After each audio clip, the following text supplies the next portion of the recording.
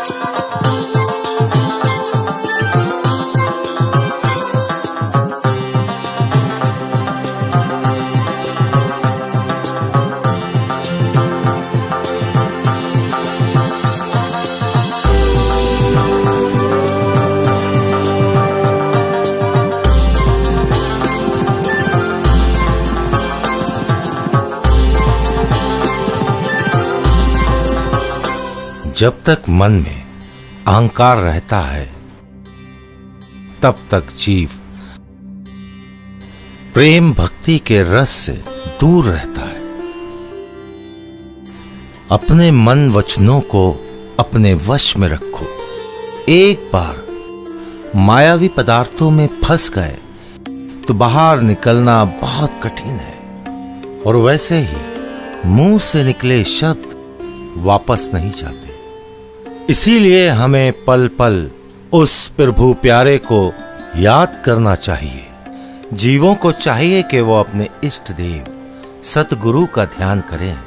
वो अगर चाहत और ख्वाहिश का दर्द दूर रखें तो इस माया मोह से दूर निकल जाएंगे। जीव के द्वारा किया गया एक एक पल का कर्म उसके संस्कार बनाते हैं, और यही कर्म एकत्रित होकर उसके जीवन की पूंजी बन जाते हैं। जो जीव मायावी पदार्थों से वशीभूत हो जाता है उसका फल अंत में दुखदाई होता है, जिसमें से निकलना भी कठिन हो जाता है। इसीलिए हमें पुनः सद्गुरु की शरण में पहुंचकर पुण्य कमाना चाहिए।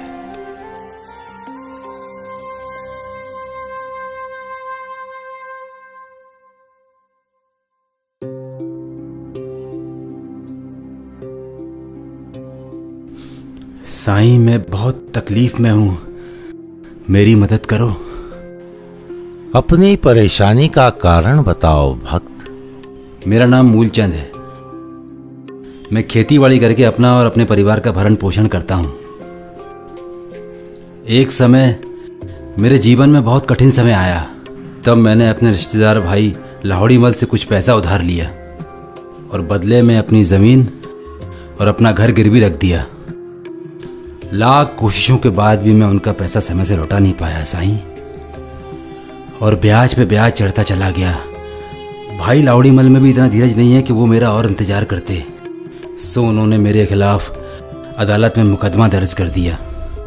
मैंने उनसे बहुत मिन्नतें की साईं, उनके हाथ जोड़े, उनके पैर छुए कि मेरी ज़मीन और मेरा घर मुझसे ना छीने, तो मेरे बाल बच्चों का क्या होगा।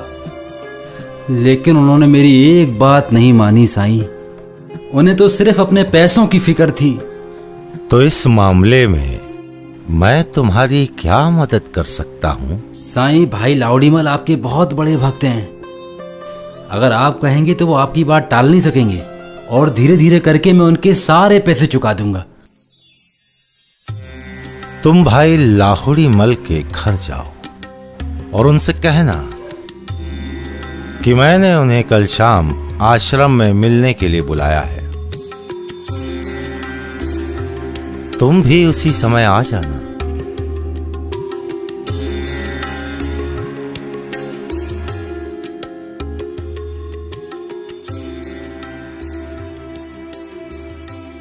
जीवन के इस सत्य को समझने के लिए परम पिता परमेश्वर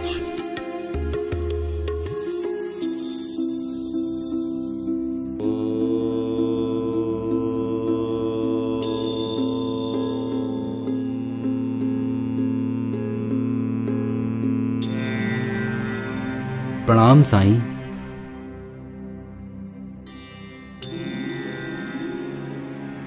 मैं कितना भाग्यशाली हूं कि आपने स्वयं मुझे बुलाया है।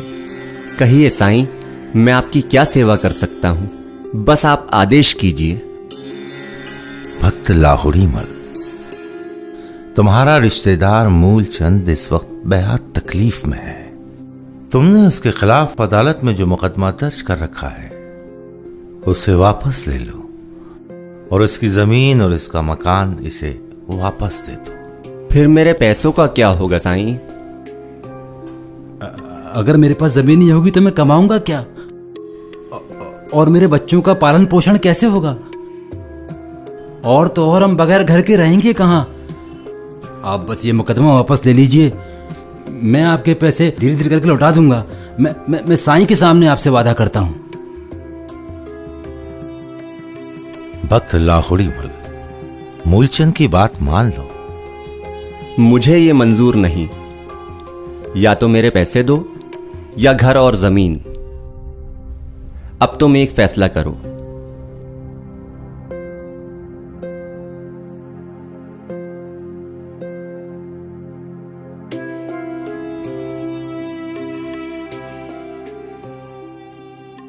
अब मैं क्या करूंगा साईं? मेरे बच्चों का रहन सहन तथा पालन पोषण कैसे हो पाएगा? भक्त लाहुड़ी मल इस वक्त माया के जाल में फंस चुका है।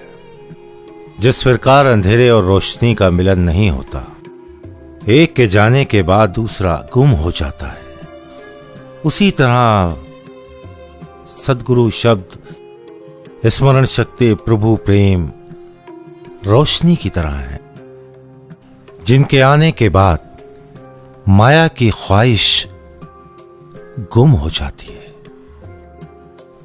माया तो अशांति और दुख देती है। अब लाहुड़ी मल को समझाना ठीक नहीं। आपकी बात सही है साईं, लेकिन अब मैं क्या करूंगा? सब उस मालिक पर छोड़ दो जिसने हमें जन्म दिया है। वही हमारा पालन भी करेगा, कोई ना कोई रास्ता जरूर निकालेगा। अब तुम जाओ। जो आज्ञा साईं।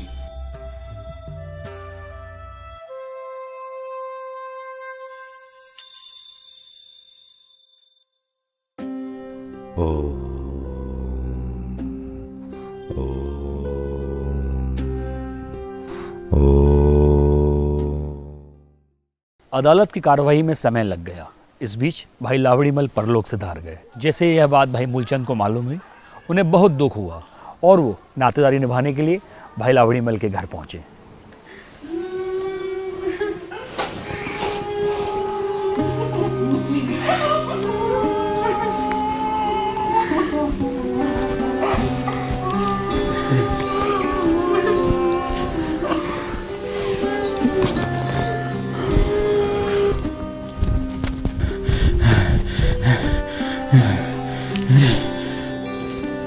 हे भगवान, ये सब कैसे हो गया भगवान?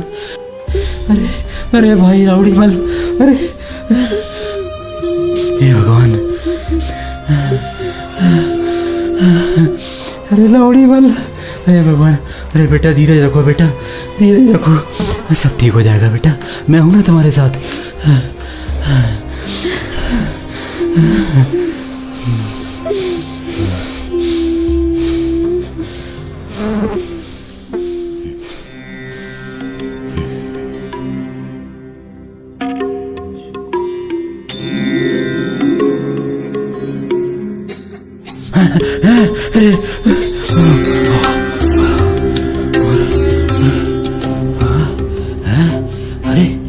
चमत्कार है।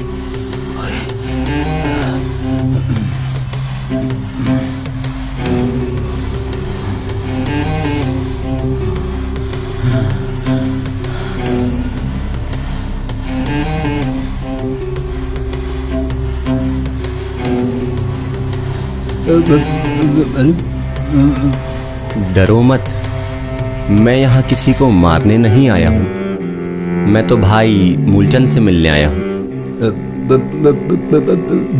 देखो लाहौड़ीमल, मैं तुम्हारी पाई पाई चुका दूंगा, मुझे मत मारो। भाई मूलचंद, मैं तुम्हें मारने नहीं आया, मैं तो तुम्हें तुम्हारी अमानत लौटाने आया हूँ। मैं तुम्हें सारी बात बताता हूँ। मेरे शरीर छोड़ने के बाद यमदूत मेरी आत्मा को यमलोक लेकर गए। वहां खड़े द्वारपाल ने मुझे स्वर्ग में जाने से रोक लिया, क्योंकि मैं सच्चे साईं सतरामदास जी का अपराधी हूं। सच्चे साईं की मैंने अवज्ञा की, जिसकी वजह से मुझे स्वर्ग के दरवाजे से रोक दिया गया। मैं बहुत शर्मिंदा हूं। धर्मराज से अपनी जिंदगी के कुछ पल लेकर मैं अपनी भूल सुधारने आया हूं।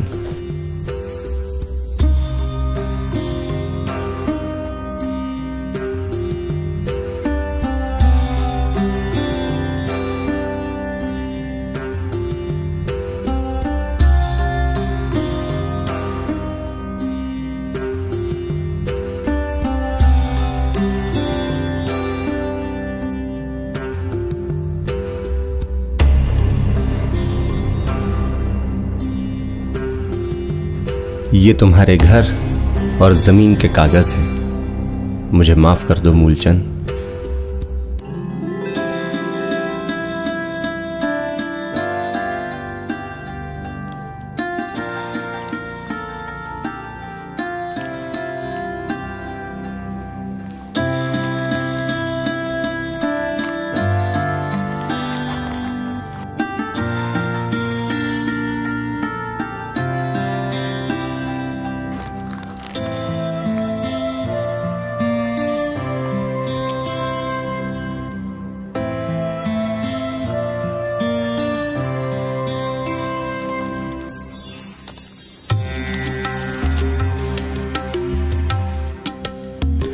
सच्चो साईं सतरामदास जी की जय। साईं हमें हमेशा सांसारिक मोह माया के जाल से बचाए रखें।